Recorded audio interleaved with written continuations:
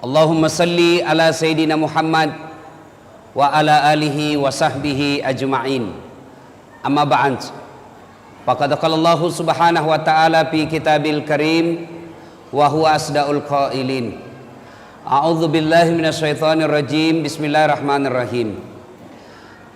Ya ayyuhalladzina amanu taqullaha haqqa tuqatih wa la tamutunna illa wa antum muslimun. Wahai orang-orang yang beriman, bertakwalah kalian kepada Allah dengan sebenar-benarnya takwa, dan janganlah kalian mati kecuali dalam keadaan beragama Islam. Wa qala idzan bismillahirrahmanirrahim. Ya ayyuhalladzina amanu dukhulu fis-silmi kaffatan wa la tattabi'u khutuwatis syaitan innahu lakum aduwwum mubin. Wahai orang-orang yang beriman, masuklah engkau ke dalam Islam secara sempurna, dan janganlah engkau ikuti langkah-langkah setan, karena sesungguhnya setan itu musuh yang nyata bagi kalian. Kira-kira di tengah-tengah kita ada setan enggak ya? Ibu-ibu, kira-kira ada setan di tengah-tengah kita? Ada? Ada. Setannya bukan pocong, bukan uka-uka, bukan popok, bukan parakang. Tapi apa setan yang ada di tengah-tengah kita? Bentuknya handphone. Apa Pak? Handphone. Orang sudah ceramah masih menggesek. Nah, itu setan sudah, itu handphonemu, mengalihkan perhatian. Ada juga itu pura-pura foto, padahal dalam hatinya lihat kok HP baru. Ada yang lebih parah Pak, saya lagi ceramah, tiba-tiba ada ibu-ibu membelakangi saya. Dia mau belakangi, barusannya orang saya ceramah, dia belakangi saya. Ternyata dia selfie. Baru dia tulis latar belakang Dasat Latif. Saya dijadikan background. Datang pengajian hanya mau update status. Bagaimana mau dapat hidayah? Datang pengajian hanya update status. Bahkan sholat sunnah pun dia update status. Alhamdulillah sudah selesai 2 rakaat. Terakhir dia sholat sebelum pulang, dia fotonya juga dirinya sujud. Alhamdulillah sholat tahiyatul masjid, masih juga dia foto dirinya. Itu setan itu, semua mau diupload. Akhirnya nimbulkan ria. Yang lebih parah Pak, baru-baru ini di Sulawesi Selatan saya turun ceramah. Ada ibu-ibu kira-kira 40 tahun, sudah foto, dia bilang, Ustadz bolehkah cium? Saya bilang, sembarang ini, dia bilang, mana kau bisa cium Ustadz? Dia bilang tidak nafsu. Saya bilang, biar tidak nafsu tidak boleh, kita bukan muhrim. Inilah pengaruhnya nih handphone. Jadi kalau dia bisa menimbulkan ria, maka dia menjadi setan. Jadi simpan dulu HP-nya Pak, kita simpan dulu dengar ceramah. Wa qala idzan, Allah kemudian berfirman, bismillahirrahmanirrahim, innallaha wa malaikatahu yusalluna ala nabi ya ayyuhalladzina amanu sallu alaihi wa sallimu taslima.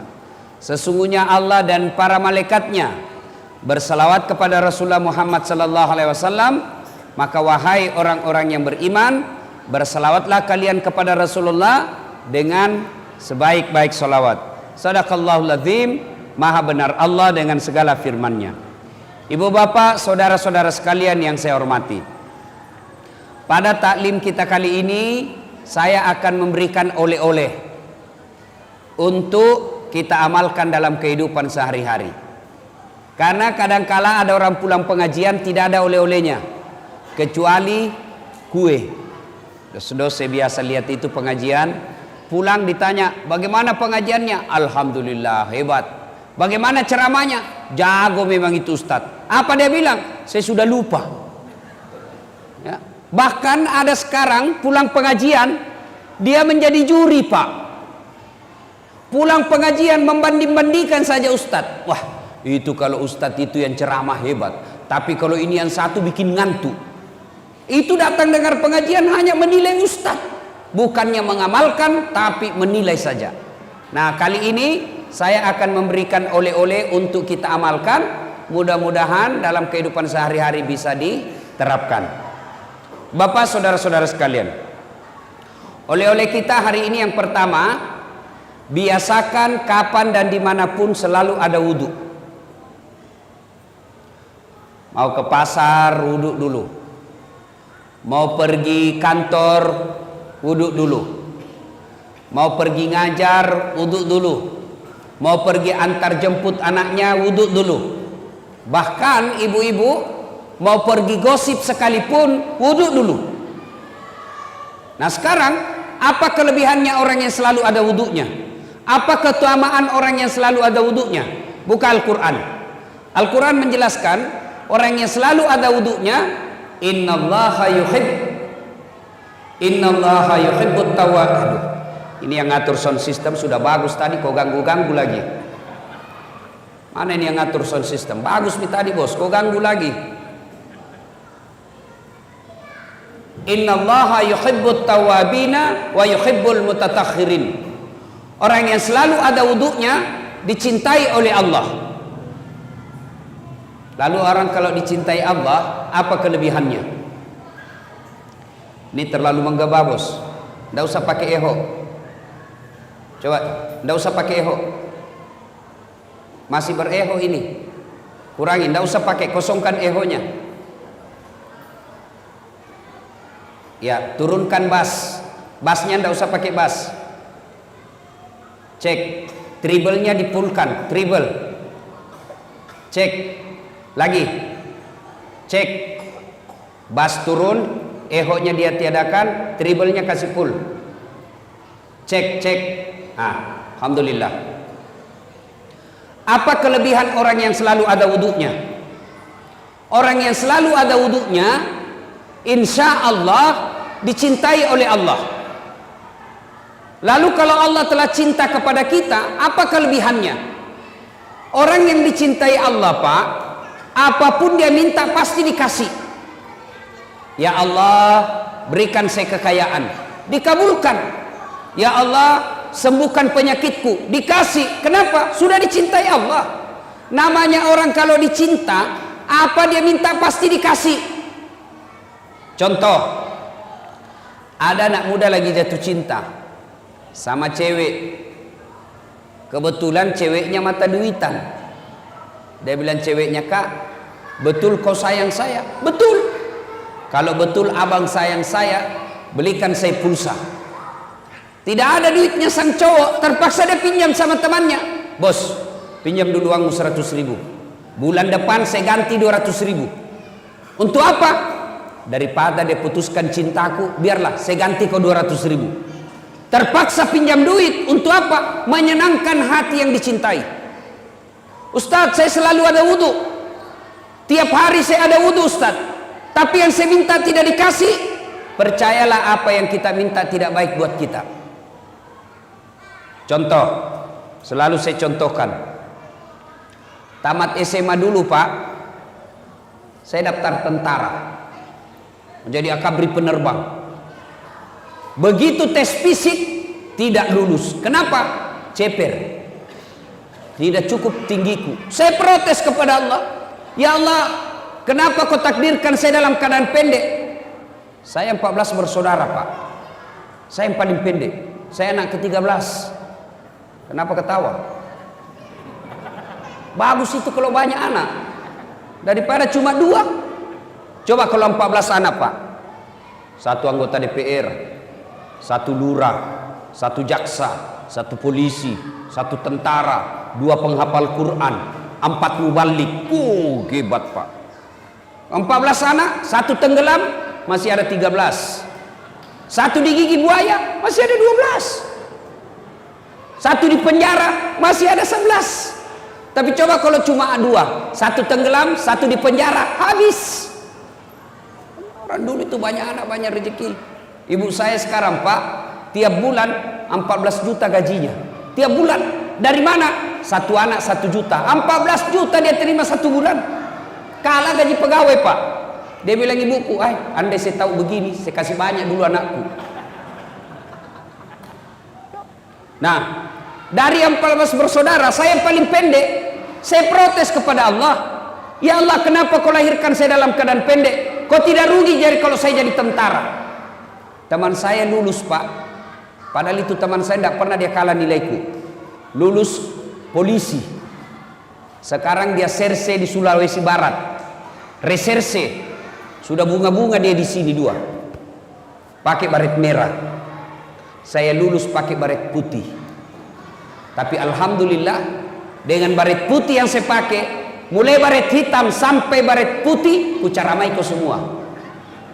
Allah kasih yang terbaik. Saya gagal jadi tentara, daftar lagi saya jadi dokter.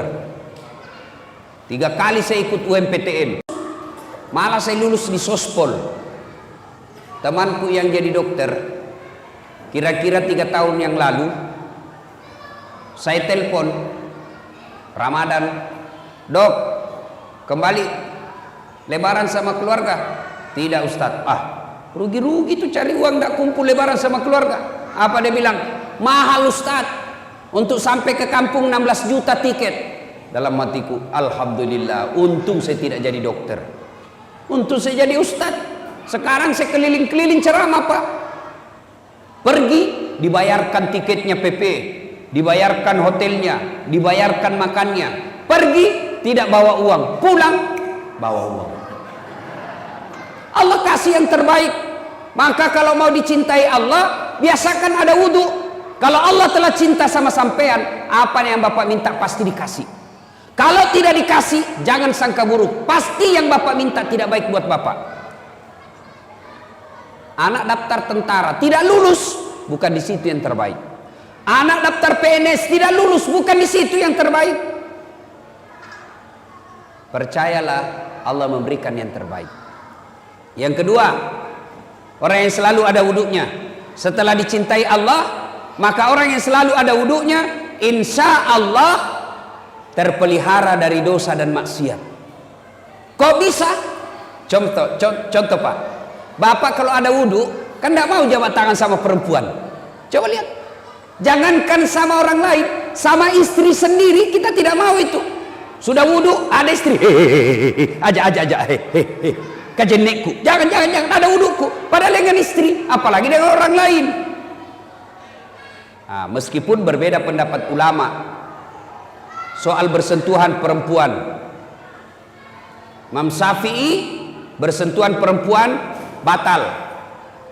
Imam Ahmad selama tidak nafsu tidak batal. Saya ulang, bapak jabat tangan, ibu jabat tangan sama bukan muhrim, Imam Syafi'i batal wudhunya. Imam Ahmad selama tidak nafsu tidak batal.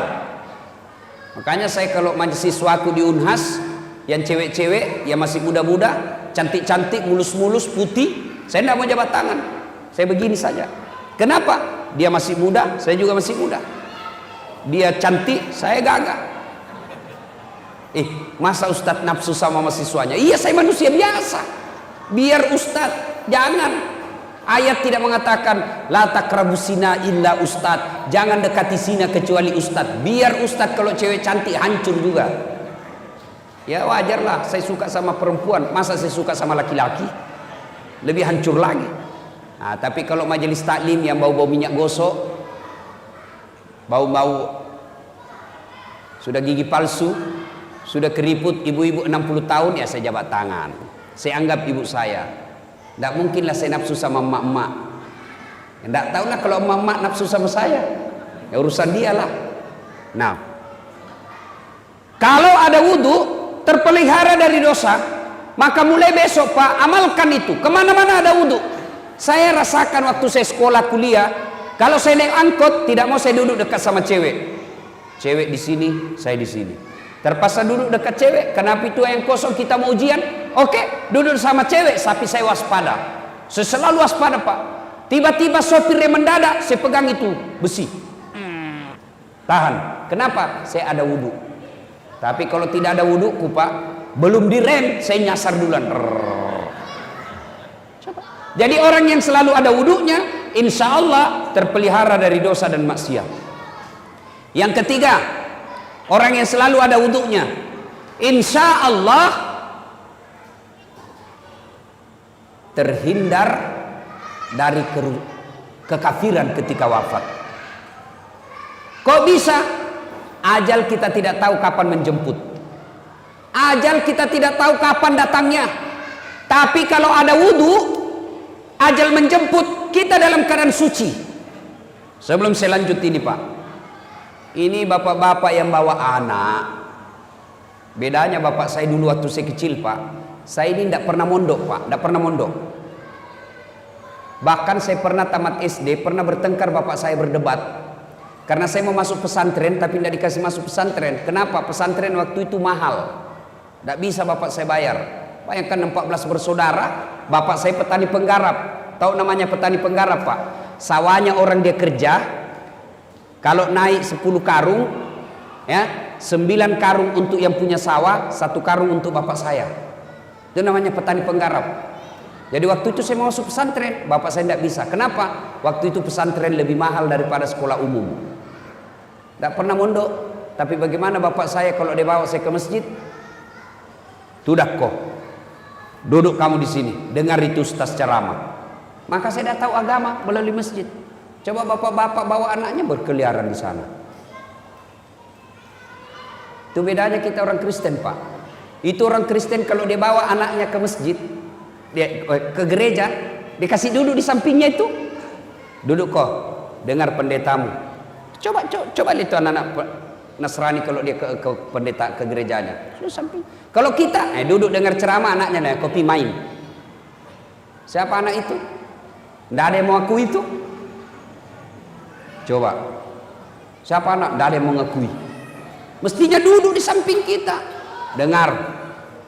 Masa kalau ulang tahun anak kita mampu kita kasih hadiah, dengar ceramah kita tidak kasih hadiah. Nah, kalau anak-anak ribut begitu wajar. Ini kelemahan saya ceramah Pak. Kalau banyak ribut terganggu saya punya konsentrasi.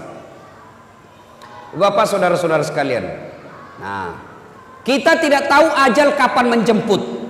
Tapi ketika ada wudu, kita keluar rumah tiba-tiba ajal menjemput. Di perjalanan kita ajal, di kantor ajal, ada wudunya. Subhanallah, kita mati dalam keadaan suci, menjemput, menghadap kepada Allah. Kita dalam keadaan suci karena ada wudu. Yang keempat, keutamaan orang yang selalu ada wudunya.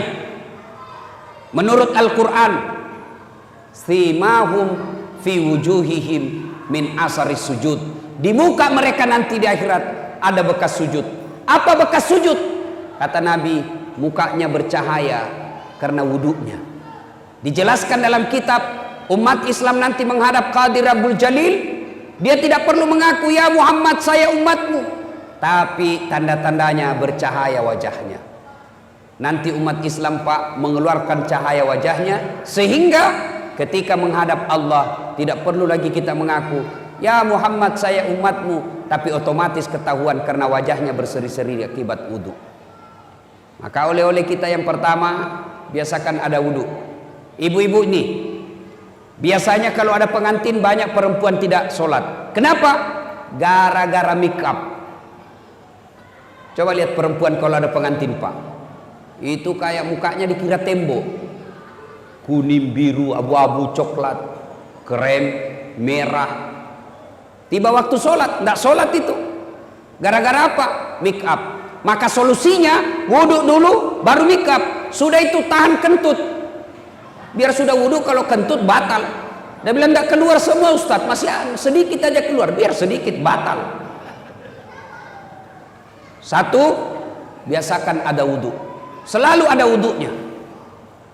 Yang kedua, oleh-oleh kita hari ini, setelah selalu ada wudhunya, yang kedua, tiada hari tanpa sholat duha. Coba diamalkan. Bapak-bapak bekerja tujuannya apa? Memperbaiki dunia. Merantau dari Jawa, merantau dari Sulawesi, datang ke sini untuk apa? Memperbaiki dunia. Lalu siapa yang punya dunia? Allah Subhanahu wa ta'ala. Allah memberikan resep, kunci. Kalau mau sukses pekerjaanmu hari ini, maka biasakan sholat duha. Amalkan sholat duha. Bagaimana caranya sholat duha? Semua sudah tahu lah. Waktunya aja yang berbeda. Kalau tahajud, syaratnya harus sudah tidur. Waktunya malam hari. Berapa lama tidur? biar 10 menit. Bapak tidur jam 12, jam 12:15 bangun, sudah boleh sholat tahajud. Tapi waktu paling bagus sepertiga di akhir malam, kira-kira jam 4 subuh. Nah, itu paling bagus. Tapi kalau kita terbangun jam 1, boleh. Berapa rakaat? 2 sampai dengan 8. Artinya apa? 2 rakaat salam, 2 rakaat salam, 2 rakaat salam, 2 rakaat salam. Apa niatnya? Sudah. Sholli sunnatal tahajud, rakataini lillahi ta'ala, Allahu Akbar. Saya niat sholat sunnah tahajud, 2 rakaat sunnah hukumnya bagi saya lillahi ta'ala, Allahu Akbar. Itu kalau sholat tahajud. Kalau sholat duha, waktunya pagi hari. Jam berapa? Jam 7 kira-kira sampai menjelang duhur, ya kira-kira setengah 12. Berapa rakaat? 2 sampai dengan 8. Boleh 2, boleh 4, boleh 6, lebih bagus 8. Bagaimana niatnya? Ini yang selalu jadi pertanyaannya ibu majelis taklim. Apa niatnya? Niat itu tidak harus diucapkan, Pak. Niat itu tidak harus dilafazkan. Niat itu bahasa hati. Tanpa diucapkan Allah sudah tahu. Misal Bapak wudhu, sudah ada dalam hati mau sholat duha, itulah niat. Tapi kalau mau diucapkan boleh. Sholli sunnatal duha, raka'ataini lillahi ta'ala, Allahu Akbar. Saya niat sholat sunnah duha, 2 rakaat sunnah hukumnya bagi saya lillahi ta'ala, Allahu Akbar. Sudah. Tidak hafal juga itu, ambil jalan pintas. Gimana caranya? Berdiri tegak, menghadap ke kiblat, baru bilang begini, Tuhan, sembahyang sunat duha ya, Allahu Akbar. Sudah. Yang ketawa, saya serius ini Pak. Sudah, 2 rakaat berikutnya ulang lagi, Tuhan, masih seperti yang tadi, Allahu Akbar. Sudah. Daripada tunggu hafal usalli, kalau tidak hafal Bapak tidak sholat. Boleh bahasa Indonesia, boleh. Kalau niat boleh bahasa apa saja. Bahasa Jawa monggo, bahasa Bugis silahkan, bahasa Indonesia boleh, bahasa Inggris kalau tahu niat. Tapi kalau takbir Allahu Akbar, sudah tidak boleh bahasa masing-masing. Kan pernah itu ada ulama di Jawa mengajarkan boleh sholat pakai bahasa masing-masing. Bagaimana kacaunya sholat dalam masjid kalau kita pakai bahasa masing-masing, Pak? Yang jadi imam pakai bahasa Arab, Allahu Akbar. Makmum datang orang Sulawesi, dia takbir pakai bahasa Bugis, Pungallahu ta'ala malopo. Woi, datang orang Padang, dia takbir pakai bahasa Padang, Allah nan gadang. Woi, datang orang Betawi, anak gaul dari Betawi, dia takbir pakai bahasa Betawi, Allah gede banget gitu loh. Kan kacau sholat. Tapi kalau niat bahasa apa saja boleh. Saya niat sholat sunnah duha, sunnah hukumnya bagi saya lillahi ta'ala, Allahu Akbar. Sudah baca doa iftitah, sudah baca doa iftitah, baca Al-Fatihah, sunnah wa duha. Kalau tidak hafal surah apa saja, bahkan boleh tanpa surah pendek, boleh. Minimal selesai Al-Fatihah, minimal 1 ayat, 1 ayat, bukan 1 surah. Mana disebut 1 ayat? Waladhdallin, amin. Bismillahirrahmanirrahim. Alif lam mim. Allahu Akbar. Boleh. Rakaat berikutnya waladhdallin, amin. Bismillahirrahmanirrahim. Yasin. Allahu Akbar. Boleh. Tapi tentu beda pahalanya kalau Bapak panjang hafalannya. Kenapa? 1 huruf 7 pahala. Jadi makin panjang, makin banyak pahalanya. Yang penting jangan baca yang Bapak tidak hafal. Wattini, agak berat ini Pak. Hafal-hafal setengah wattini, baku sambung dengan walasri. Atau al-kafirun, berat juga ini Pak. Biasa mutar tidak mau sampai. Wala antum abiduna ma abud wala ana abidu ma abattum wala antum abiduna ma abud wala ana abidu ma abad wala antum abid wala ana abid. Dia bilang istrinya, kenapa itu tak putar-putar tidak mau sampai? Dia bilang, ini juga lah aku pikir. Kacau salatnya ya. Tapi kalau tidak hafal wadduha, surah apa saja. Al-Ikhlas rakaat pertama, rakaat kedua Al-Ikhlas lagi, boleh. Sudah. Minta kepada Allah 2 rakaat, Assalamualaikum warahmatullahi, Assalamualaikum warahmatullahi. Berdoalah. Berdoa harus bahasa Arab, tidak. Minta sesuai kebutuhan kita. Jangan minta sesuai yang apa yang diajarkan buku. Belum tentu apa yang ada dalam buku kita paham. Lebih baik kita curhat. Ya Allah, saya sudah capek jadi orang miskin ya Allah. Gimana saya mau bersedekah kalau saya miskin selamanya ya Allah. Bukakan pintu-pintu keutamaan dunia bagi saya ya Allah. Murahkan rezekiku ya Allah. Insya Allah kalau laku tanahku tahun ini saya kasih umrah orang tua saya. Masa Allah tidak kabulkan doa kita? Coba minta Pak. Tidak usah minta sama wali kota. Tidak usah minta sama gubernur.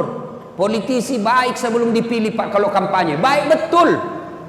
Caleg-caleg ini sekarang Pak, gampang tahu caleg Pak. Mau tahu tanda-tandanya caleg gampang.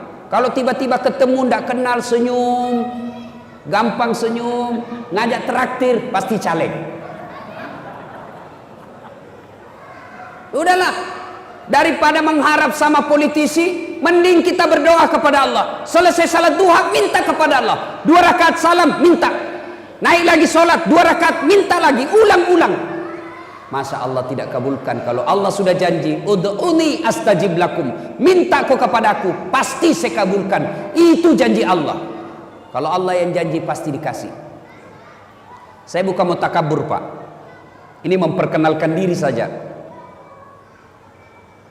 Itu tadi MC masih kurang gelar saya disebutnya Pak. Tuh kalau gelar saya disebut panjang betul Pak. Kalau disebut gelarnya Doktor Dasat Latif, tidak usah sebut hajinya karena hajinya sudah 7 kali. Jadi kalau dipasang hajinya 7, hahaha. Belum lagi umrohnya, tidak usah. Doktor Dasat Latif, SOS, Sarjana Sosial, SAG, Sarjana Agama, MSI, Master Science, PhD, Philosophy of Doctor. 2 doktornya Pak, 2 sarjananya. Kok bisa? Sholat duha rumusnya. Dulu waktu saya sekolah Pak, SMA dan kuliah, kalau bunyi bel, istirahat. Kawan-kawan saya lari ke kantin, saya masuk ke musola. Saya berdoa kepada Allah, ya Allah, saya terima nasibku orang miskin, saya terima nasibku orang kampung, tapi jangan pula engkau miskinkan ilmuku. Jadikan diri hamba sebagai pusat ilmu pengetahuan. Jadikan diri hamba kebanggaan buat orang tua saya. Murahkan rezekiku dalam menuntut ilmu ya Allah. Sudah saya berdoa 2 rakaat saja, 2 rakaat 5 menit, berdoa 3 menit, paling 8 menit, masih ada waktu 22 menit. Selesai sholat, selesai berdoa, baru saya ke kantin kalau ada uang. Kalau tidak ada uang, cari anak orang kaya yang beleng-beleng. Beleng-beleng itu kalau di Makassar dongo. Dongo itu kata Rocky Gerung dungu atau goblok. Karena anak-anak orang kaya rata-rata beleng-beleng. Dan saat ada PR, ada. Kerjakan dulu, gampang. Tapi belikan saya kue, barter. Sholat duha. Biasakan sholat duha. Kecil buat Allah kasih kita dunia. Apa susahnya Allah? Kasih dunia, sholat diperbaiki. Minta kepada Allah. Pak, saya pernah rasakan jadi cleaning service. Membersihkan toilet 4 travel terbesar di Makassar waktu itu, Jalan Mapanyuki. Saya bilang sama yang punya travel, tidak usah gaji saya, tapi kasih masuk namaku kalau ada undian umroh. Kasih masuk nama saya, tidak usah gaji. Sampai tutup itu kantor, tidak dapat saya Pak. Saya pernah menjadi pegawai catering, ngantar-ngantar nasi. Ya kalau catering mewah, ini catering abal-abal Pak. Jalan Harimau, lorong 77A, depan Masjid Baitul Aman. Situ ada catering, orang bau-bau, namanya Bapak Resa. Bapak Resa kasih kerja saya ngantar nasinya ke Jalan Sudirman. Semua bank-bank itu langganannya saya ngantar. Tidak usah gaji saya, kasih makan saya 2 bersaudara 1 hari, 2 kali saja, tidak usah kasih saya duit. Saya pernah menjadi loper koran, ngantar-ngantar koran, selesai sholat subuh pakai sepeda BMX, dicuri lagi sepedaku. Saya pernah keluar dari kelas belajar Pak, waktu itu saya kuliah. Saya keluar dari kelas, ada kawan saya, senior saya, tunjukin saya. Dasar, tidak malu-malu kau itu. Apa? Bajumu cakar terus. Tahu cakar? Baju bekas. Itu kalau di toko resmi 100.000 satu, ini 100.000 7 masih bisa ditawar. Saya tidak marah. Saya cuma bilang, ya Allah, murahkan rezekiku, panjangkan umurku, supaya saya bisa berbuat baik sama ini orang. Saya pernah rasakan itu, Pak. Naik mobil dari kampung saya di Pindrang, kurang lebih 200 km. Naik mobil sampai ke Makassar, 8 jam berdiri. Kenapa? Bayar setengah. Kalau bayar full waktu itu 6.000, saya cuma bayar 2.000. Berdirilah saya, Pak. Paling siksa kalau tengah malam ngantuk. Saya rasakan itu berkali-kali. Demi Allah, saya sering rasakan. Saya pulang sekolah, pulang kuliah, mau pulang kampung, ceritanya mau minta duit sama bapak saya. SPP waktu saya itu 92.000, 90.000 satu bulan, satu semester. Saya pulang kampung, begitu saya buka tutup nasi, nasinya saja mamaku dia cuma campur apa, Pak? Garam, kasih minyak kelapa dengan kelapa muda, digabung-gabung itu garam, minyak kelapa dengan minyak dengan kelapa muda dicampur dengan nasi baru dimakan. Saya bilang sama adekku, ndak usah kau minta uang pembayaran. Kalau kau minta, bapak berpikir ibu stres, belum tentu ada uangnya. Lebih baik kita senangkan perasaannya. Kenapa kau das?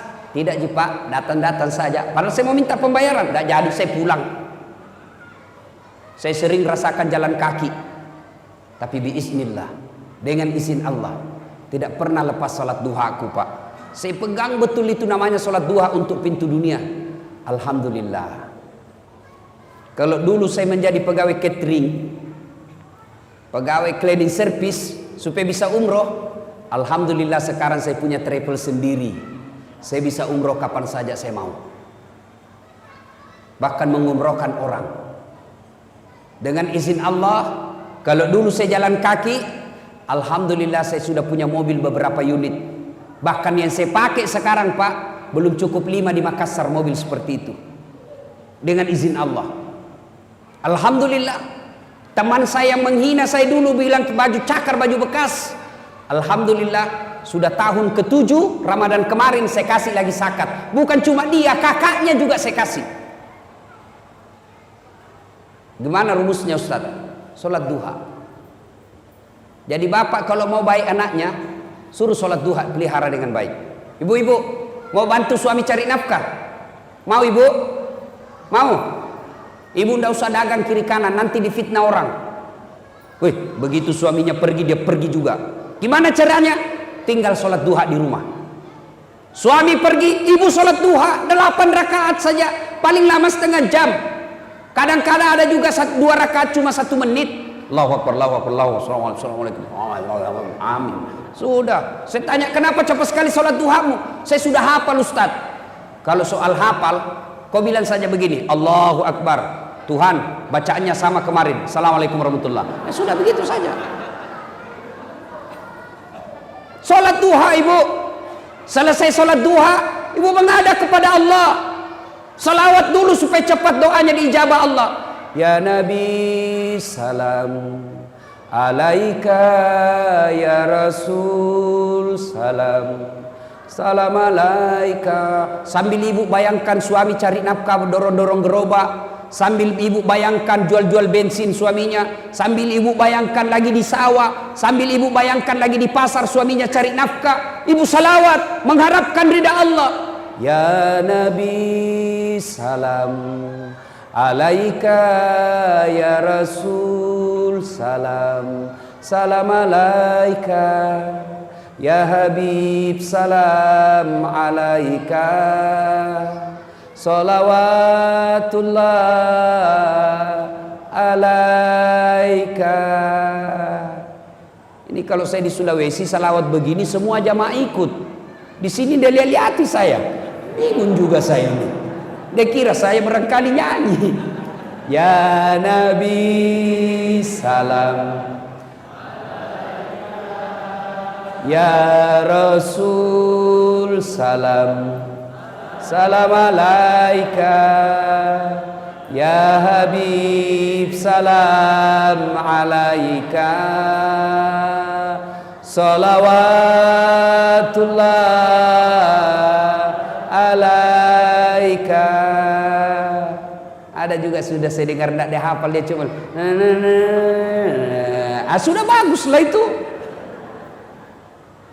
Pak, Ibu, sudah sholat duha, selawat, minta kepada Allah.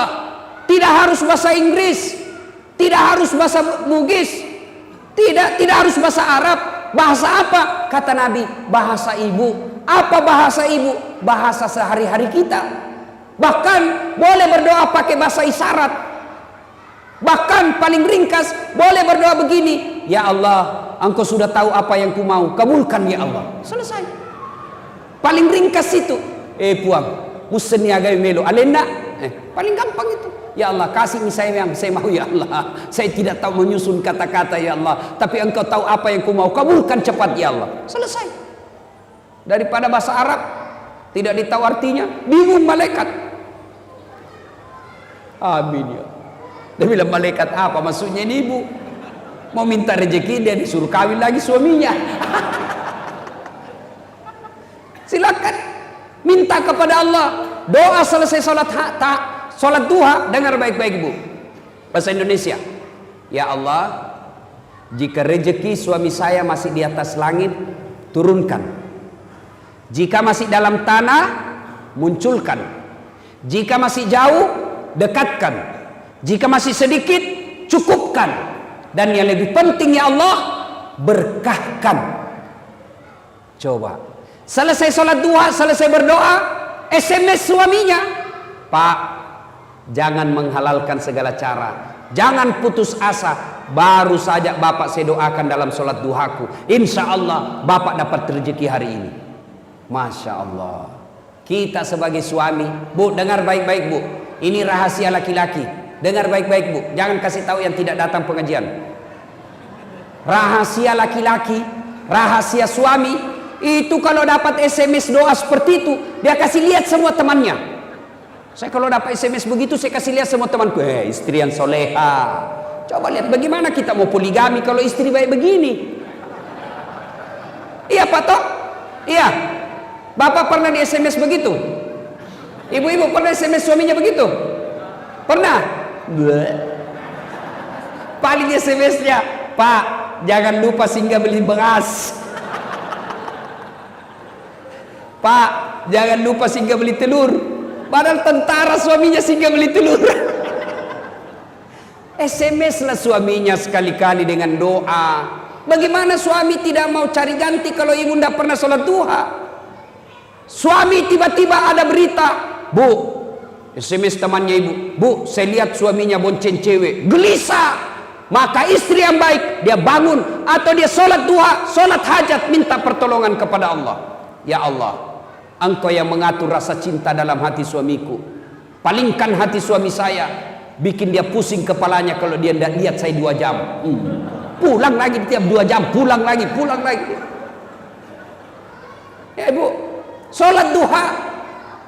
Pak, punya anak SMA, SMP, ajari sholat duha.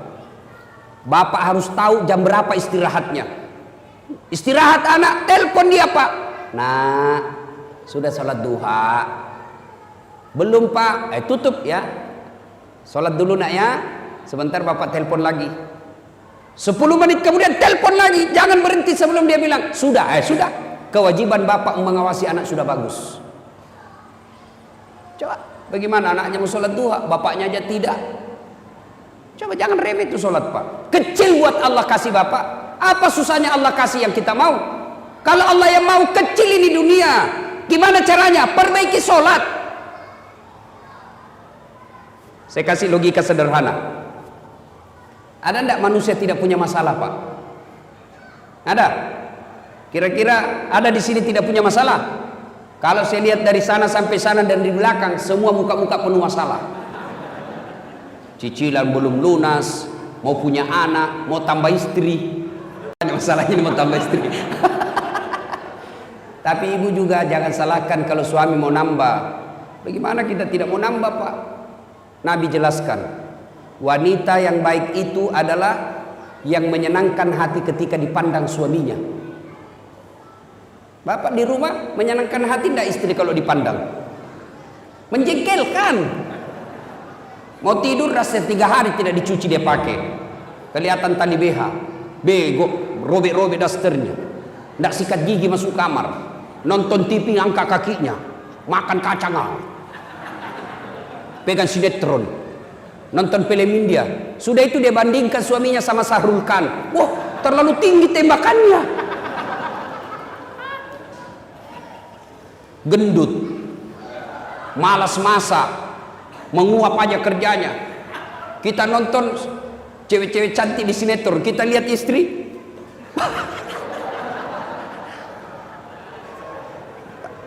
jangan angkat keteknya Pak sambil menguap.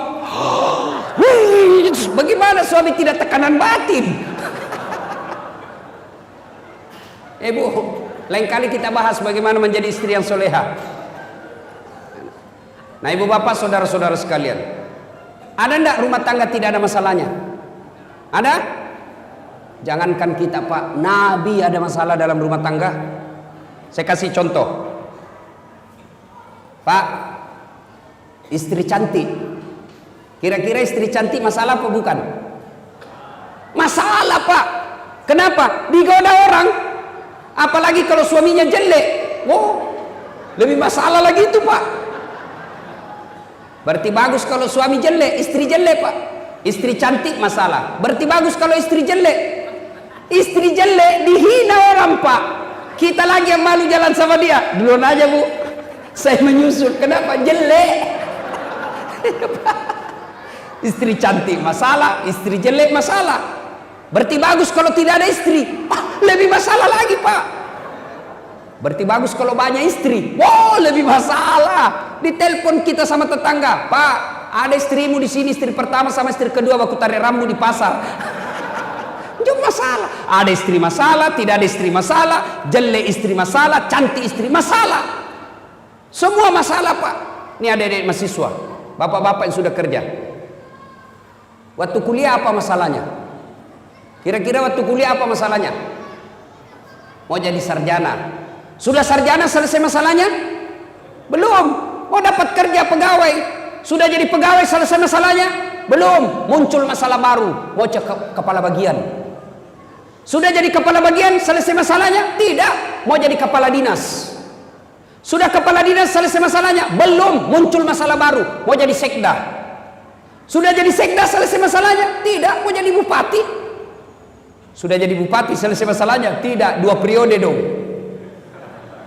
Ayo. Sudah 2 periode selesai masalahnya? Belum. Mau jadi gubernur. Dulu apa masalahnya? Mau punya mobil. Sudah punya mobil selesai masalahnya? Tidak. Cicilannya kasih pusing. Sudah lunas selesai masalahnya? Tidak. Jelek lagi dilihat mobilnya. Tidak ada orang tidak ada masalahnya Pak. Ustadz tidak ada masalahnya? Banyak masalahnya Pak. Kadang-kala ditipu, kadang-kala diundang seadanya. Diundang pakai motor tua. Saya pernah diundang jemput pakai Vespa tua Pak. Ribut sekali. Tung. Saya bilang hehehe. Kasih mati itu motormu, kau ganggu komplek. Saya bilang kalau dikasih mati Ustaz tidak mau menyala. Motor tua Pak. Buru-buru Ustaz, naiklah saya. Kipas-kipas saya punya sarung. Dia paksa jalan motornya, motor tua Vespa. Dalam hati saya mati betul mesinnya. Pas mati, dia berdiri baru dia bilang, minta maaf Ustaz, tolong dulu dorong. Itu masalah Pak. Ustaz masalah, pegawai negeri masalah, tentara masalah, semua orang ada masalah. Nabi pun ada masalahnya. Dalam rumah tangga beliau pernah kelaparan 3 hari sehingga Hasan Hussein pucat. Lama tidak makan, cuma minum. Coba. Dalam rumah tangga romantis, Nabi pernah difitnah Aisyah selingkuh. Dalam rumah tangga kekeluargaan, beliau Rasulullah diusir oleh pamannya, pindah dari Mekah ke Madinah. Siapa yang usir? Abu Lahab dengan Abu Sofyan, sepupu satu kalinya Nabi. Coba. Semua ada masalah Pak, apalagi kita. Berarti masalah itu bukan masalahnya. Masalah kita bukan masalah itu, tapi masalah kita adalah bagaimana cara mengatasi masalah. Itu yang jadi masalah. Bagaimana cara mengatasi masalah? Mengatasi masalah tanpa masalah. Oh, tahu juga orang Pegadaian di sini ya? Nabi ada masalahnya, beliau bagaimana solusinya? Ambil wudhu, sholat hajat 2 rakaat, ngadu kepada Allah. Itu Nabi ada masalah, beliau wudhu, ngadu kepada Allah. Kalau kita ada masalah, ambil Facebook, update status, teganian kau, rindu sama suaminya, di mana di kau? Mau malam, update status, kesepian banget, disleding sama temannya, boleh juga tuh diganti. Selingkuh berawal dari Facebook. Ini kita ini kan selalu berdoa, Pak. Manusia akhir zaman rajin berdoa. Berdoanya di mana? Di status. Sibuknya itu Tuhan mau baca statusmu. Mengadu kepada Allah. Salat duha, salat hajat, minta kepada Allah. Kalau Allah yang kabulkan, kecil. Dua bapak saya tanya, ada yang pernah tidur di sini 24 jam tidak pernah bangun-bangun? Ada? Ada enggak yang pernah tidur di sini Pak 2 hari tidak pernah bangun-bangun? Ada? Kecuali pingsan atau koma. Tidak masuk akal. Tapi kalau Allah yang mau, ada manusia yang tidur bukan 2 hari, bukan 1 bulan, bukan 1 tahun, bukan 100 tahun. Berapa? 309 hari. Tidur tidak pernah bangun-bangun. Ashabul Kahfi buka Quran. Tidak masuk akal, tapi kalau Allah mau, jadi. Sini saya tanya, ada tidak manusia bisa hidup kalau dibakar api yang sangat besar? Kira-kira bisa? Bisa tidak? Tidak mungkin, pasti mati kalau dibakar api. Tapi kalau Allah yang mau, Ibrahim alaihissalam dibakar dalam api yang sangat besar, keluar kedinginan. Kalau Allah mau. Tidak percaya? Buka surah Al-Anbiya. Apa lagi? Pak, perempuan tidak pernah disentuh laki-laki, bisa hamil tidak? Perempuan tidak pernah disentuh laki-laki, bisa hamil? Tidak mungkin, kata ilmu kedokteran. Tapi kalau Allah yang mau, Siti Maryam, wanita suci, tidak pernah disentuh laki-laki, lahir Isa alaihissalam. Coba kalau Allah mau. Cuma sekarang banyak mau saingan Siti Maryam, hamil tidak ada suaminya, beleng-beleng. Kalau Allah yang mau, tidak ada mustahil. Maka Allah cuma minta ista'inu bis-sabri was-salah. Perbaiki sholat. Ada sakit asam urat di sini? Ada? Prostat, kolesterol, gula, kecil buat Allah, kecil. Kecil buat Allah sembuhkan itu. Gimana caranya? Jangan ke dokter dulu, ngadu dulu kepada Allah dalam sholat tahajud, baru ke dokter. Memangnya dokter yang sembuhkan kita? Bukan dokter yang sembuhkan. Siapa yang sembuhkan? Allah.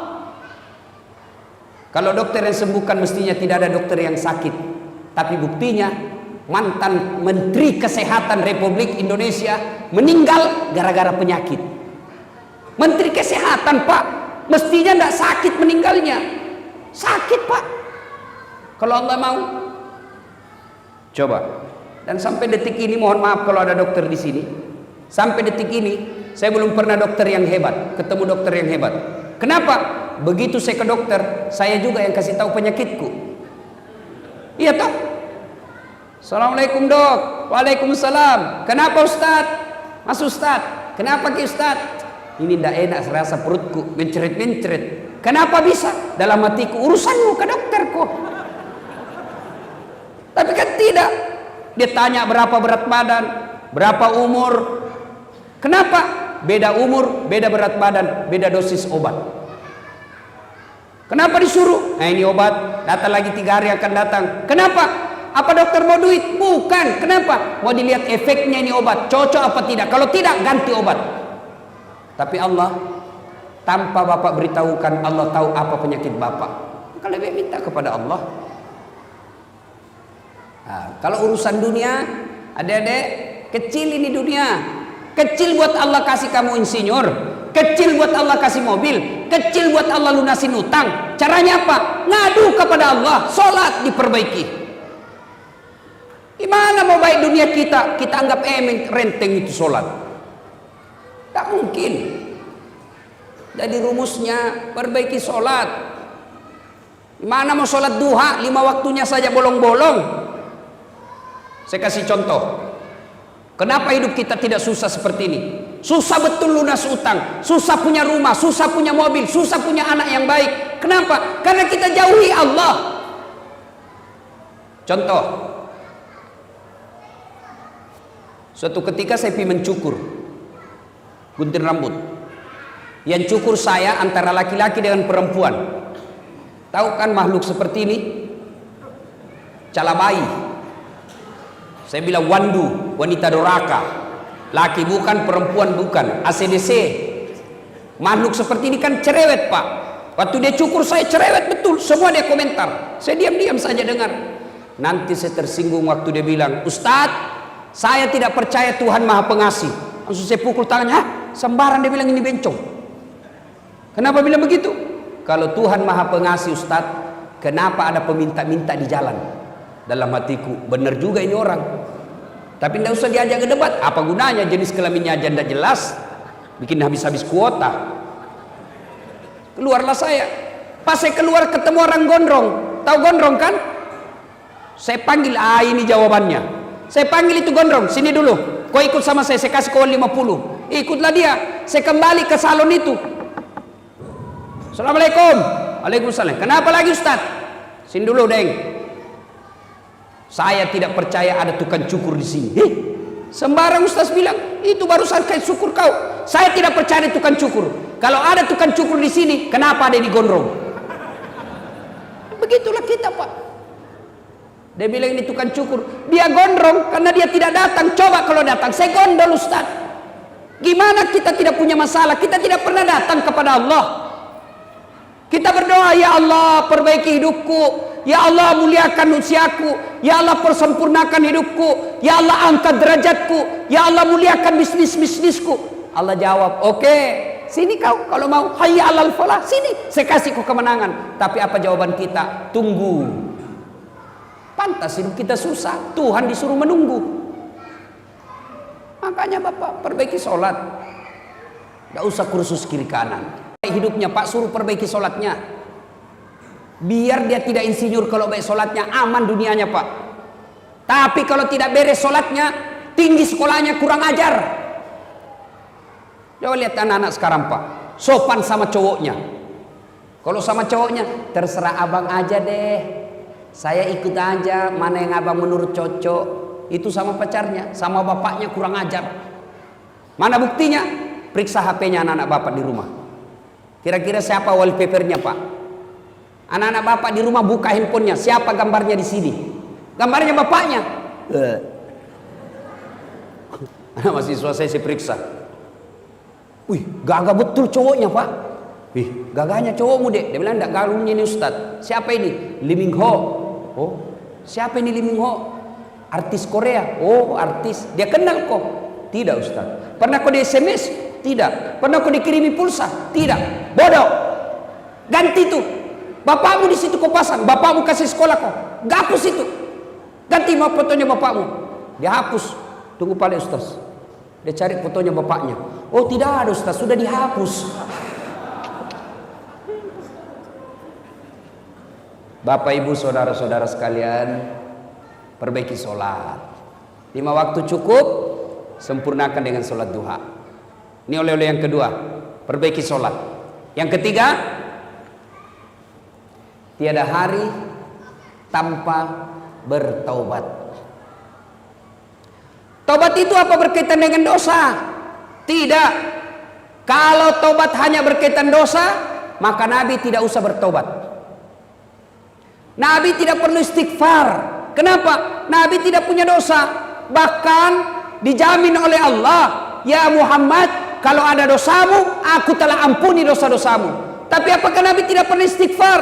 Sekali beliau duduk, 100 kali istighfar. Astagfirullahaladzim. La ilaha illa anta subhanaka inni kuntu minadz dzalimin. Satu ketika Imam Ahmad tahu Pak, muridnya Imam Syafi'i. Imam Syafi'i mengajarkan kunut, Imam Ahmad tidak. Suatu ketika Imam Ahmad bercerita, saya tidak tahu kenapa saya rindu sekali mau ke Basrah. Tinggal di Baghdad, ibu kota Irak, tapi mau sekali ke Basrah. Ibaratnya tinggal di Jakarta, rindu dengan mau ke Bogor. Padahal di Bogor tidak ada keluarganya, tidak ada sahabatnya. Imam Ahmad berkata, saya tak tahu kenapa saya rindu betul mau ke Bogor, mau ke Basra. Akhirnya menjawab kerinduannya, Imam Ahmad safar. Dia jalan, musafir ke Basra. Sampai di Basra, Imam Ahmad malam selesai sholat Isya, ngantuk, capek, mau tidur di masjid. Dilihat sama marbot, penjaga masjid. Kata marbot, Syekh, tal, pergi. Dia tidak tahu siapa ini diusir, karena waktu itu belum ada foto. Orang umumnya tahu namanya tapi tidak kenal wajahnya. Tahu Imam Ahmad tapi tidak kenal wajahnya. Ya Syekh, keluar, tidak boleh tidur dalam masjid. Ini juga panitia masjid, Pak. Jangan larang orang tidur dalam masjid. Siapa tahu gara-gara dia tidur di masjid dapat hidayah.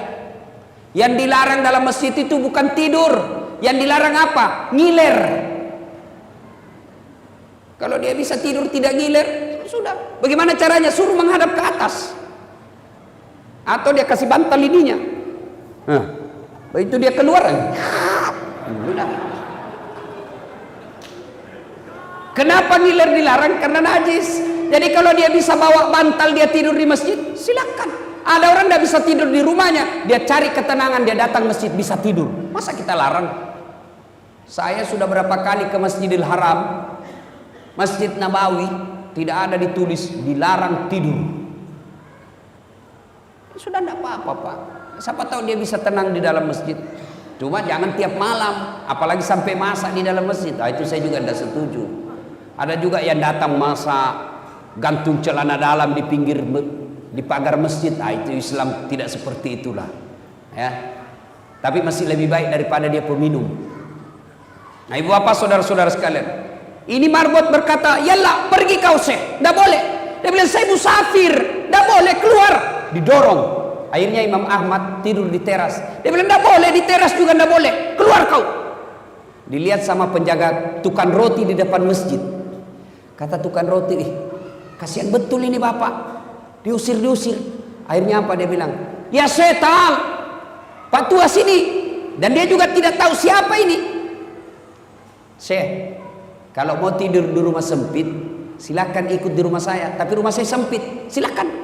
Pergilah Imam Ahmad tidur. Pagi hari ada yang menarik perhatiannya Imam Ahmad. Apa itu? Ini tukang roti.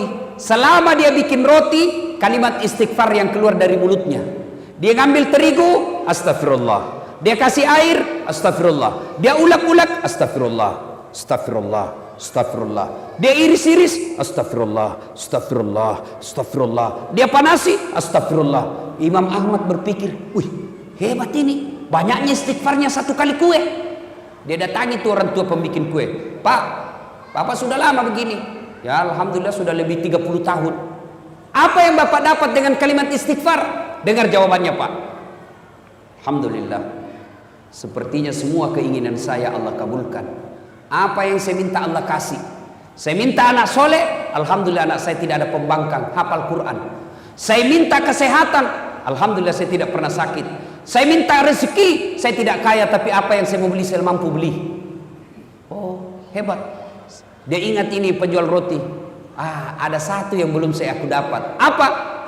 Semenjak saya tahu, saya selalu berdoa, "Ya Allah, jangan mati saya, jangan kau cabut rohku sebelum ketemu Imam Ahmad." Ternyata Imam Ahmad lah yang ada di depannya. Mendengar ini, Imam Ahmad menetes air matanya dan berkata, "Allahu Akbar. Pantas saya rindu datang ke sini.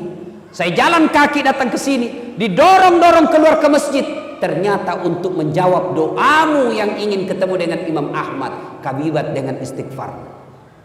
Maka Bapak, kalau ada sudah 2 tahun berdoa tidak dikabulkan, maka sebelum berdoa banyak-banyak istighfar. Astaghfirullah Rabbal baraya, astaghfirullah minal khataya. Coba ibu-ibu, kalau suaminya marah, "Mama, astaghfirullah Rabbal." Naik suaranya suami, astaghfirullah. Oh, itu insya Allah. Bapak juga kalau istri sudah istighfar, mestinya bapak kuling daun. Tambah kurang ajar. Wah, itu bapak kesurupan namanya itu. Coba istighfar pak. Salah satu senjata melawan setan kalimat istighfar. Nabi pernah dialog dengan iblis. Iblis, kalimat apa yang paling kau takuti di antara kami? Nabi bertanya, apa yang paling kau takuti di antara kami? Iblis menjawab, kalimat istighfar. Kenapa? Setengah mati aku suruh kau berdosa, setengah mati ku kumpul dosamu, ternyata dengan kalimat istighfar habis lagi. Maka bapak biasakan itu sambil duduk istighfar. Astagfirullah, astagfirullah, astagfirullah, astagfirullah. Ibu-ibu sambil nunggu anaknya jemput sekolah, duduk sambil istighfar. Insyaallah istighfar menghapus dosa, mempercepat dikabulkannya doa. Ibu bapak saudara-saudara sekalian, banyak hal yang ingin kita sampaikan, tapi waktu yang terbatas. Inilah tausiah kita ulang. Oleh-oleh kita hari ini, biasakan kapan dan dimanapun selalu ada wudhu. Yang kedua, tiada hari tanpa sholat duha. Sempurnakan sholat 5 waktu, lengkapi dengan sholat-sholat sunnah. Dan yang ketiga, tiada hari tanpa istighfar atau bertobat. Mudah-mudahan mampu kita amalkan ini. Kalau 3 hal ini kita amalkan, janji Allah, maqamam mahmuda, saya angkat derajatmu. Derajat di dunia, insya Allah derajat di akhirat kelak. Ibu bapak saudara-saudara sekalian, inilah